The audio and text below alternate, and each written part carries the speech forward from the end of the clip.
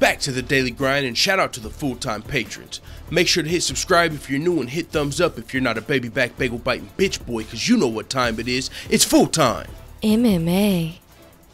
Ariel Helwani recently asked Eddie Alvarez, actually today he said he asked Eddie Alvarez today about the possibility of fighting Dustin Poirier at UFC on Fox 30 in Calgary, Canada, and Eddie Alvarez said it's not fucking happening.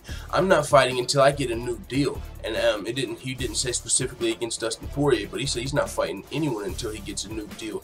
Eddie Alvarez currently has one fight left on his deal, and if he fights and loses, then he's gonna not really have a lot of bargaining power with the UFC as far as his new contract is concerned, as we saw recently with Cub Swanson, who became a free agent.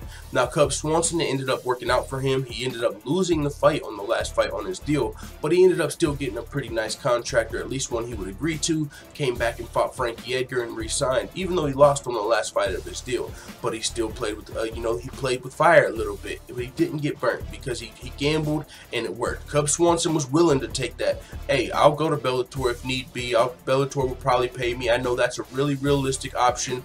Hey, I gotta do what I gotta do.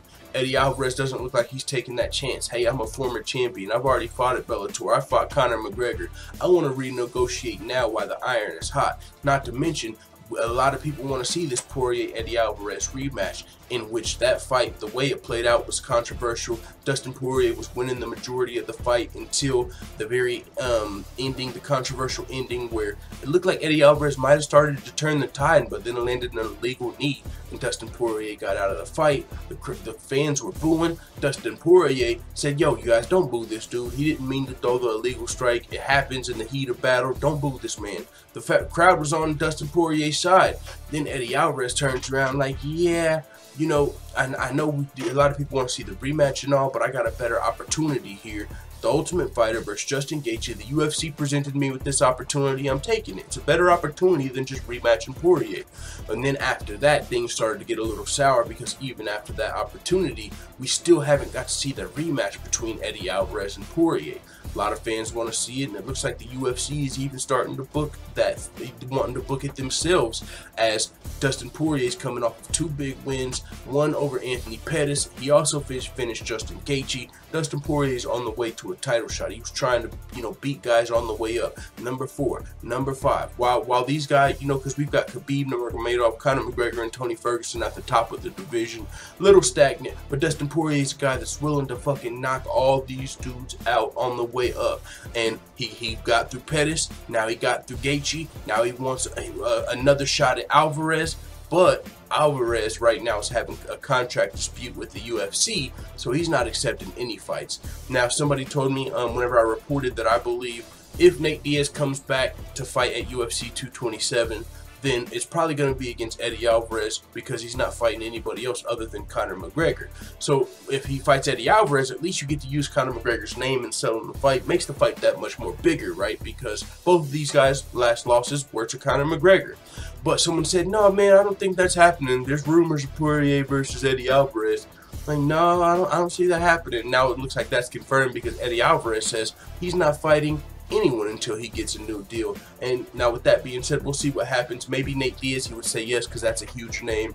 But as of right now, we're not going to be seeing the Poirier-Alvarez rematch at UFC Calgary. It looks like, unless Eddie Alvarez gets a new deal. Now, I've seen some people say, they're not really a fan of what Eddie Alvarez is doing here. It's like, you're supposed to honor your contract. You signed this deal, and now that you have one fight left, you're holding on, saying that you're not going to fight anybody. And so that's really not how business works. You sign a contract, you honor your contract. And so, but at the same time, we've seen this before. Normally the fighters are, what happens is they fight out their deal and they go become a free agent. That's where John Dodson is right now. And that could have happened to Cub Swanson. Bellator, some people, they've got pockets right now. But here's where Eddie Alvarez is different than a lot of other people. Eddie Alvarez has already fought at Bellator. Maybe his relationship with Bellator isn't the best right now. Maybe if Eddie Alvarez doesn't get another deal with the UFC, Bellator is not an option. We don't know the behind the scenes. So Eddie Alvarez is holding out right now until he gets a new deal. I'll keep you guys updated with the situation, but it looks like the UFC was trying to book Eddie Alvarez versus Poirier at Calgary, but Eddie Alvarez isn't fighting anyone until he gets a new contract. With that being said, it is what it is. Let the full-time family know what you think in the comments about Eddie Alvarez not fighting anybody until he gets a new deal. I'm out.